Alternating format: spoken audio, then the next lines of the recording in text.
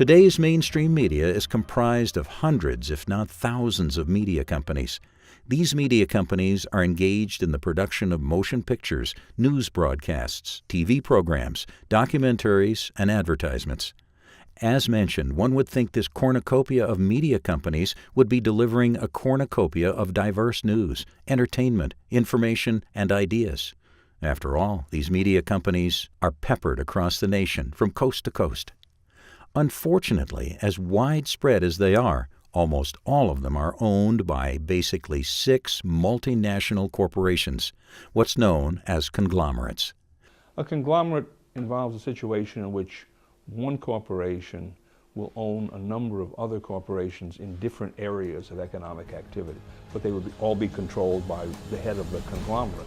These conglomerates are Comcast, Disney, Sony, Time Warner, 21st Century Fox, and Viacom. So, rather than having hundreds of independent media companies across the nation, we essentially have just 6. Collectively, the 6 conglomerates thus control almost all of the programming in the United States.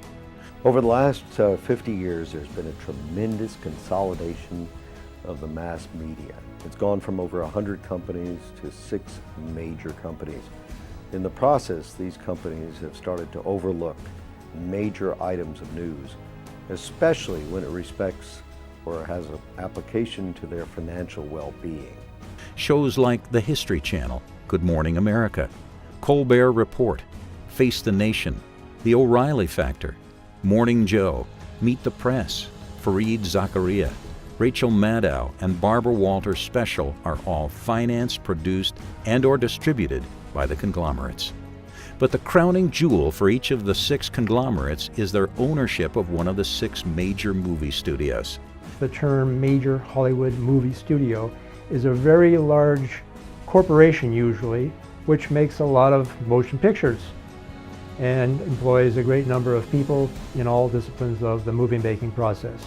These studios are known as the MPAA studios, and they are Universal Studios, the Walt Disney Company, Sony Pictures, Warner Brothers, 20th Century Fox, and Paramount Pictures.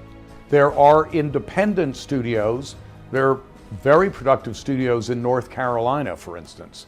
There are studios all over the country, in Arizona and whatnot, where movies are shot. But the MPAA, the big studios, are members of the Motion Picture Association, and they are primarily in Hollywood. These 6 Hollywood-based movie studios produce and/or distribute movies watched by about 95% of the viewing public. And most of this audience is comprised of young people. If you add up that market share, it'll come close to 90% in any given year. And then I suppose the major studio distributors weren't satisfied with just approaching 90%. So almost all of them either bought or created wholly owned subsidiaries that engage in competing with the independents for the lower budget films, things below 20 million. And if you add them all up together, you're getting up to 95% or so each year for the market share of the major studios and their wholly owned subsidiaries. At the same time, older Americans are treated to the homogenized output of just 6 New York-based news networks. We all know them as CBS, NBC, ABC, CNN, MSNBC, and Fox News. This is where we, the voters, get 95% of our news. Given this state of affairs, the savvy citizen may ask, how has such a small group of corporations been able to dominate the entire mainstream media? And the answer is the few have control over large quantities of money. They have control over credit. They have control over banking, money issue, as a matter of fact. And we're talking now about the banking fraternity. And if you look on the boards of directors of the great media corporations, you see an interlock with banking institutions. So money is the answer to the question. And a long time ago, they decided that to control the thinking of the population, it was necessary to take over and control the media. Let's consult some more history.